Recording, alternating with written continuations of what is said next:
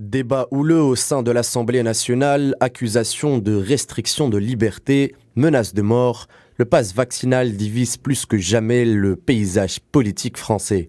Des partis qui sont traditionnellement en désaccord s'opposent frontalement à l'application d'un pass vaccinal aux citoyens français.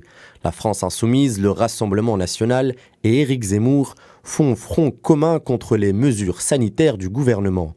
À droite, la leader des Républicains, Valérie Pécresse, pointe du doigt l'impréparation du gouvernement.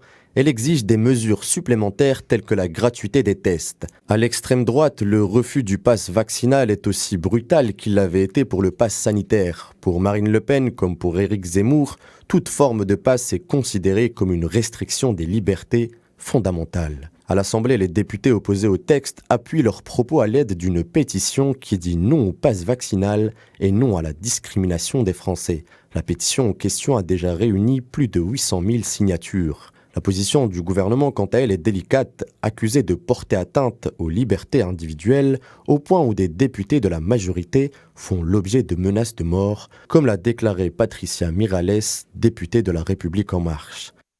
Depuis la première loi sur le pass sanitaire, je dois être à une trentaine de menaces de mort, de décapitation. Ce n'est pas rassurant, surtout qu'il y a des passages à l'acte. Une chose est sûre, le pass vaccinal divise les rangs et crée des alliances improbables dans une scène politique française déjà polarisée.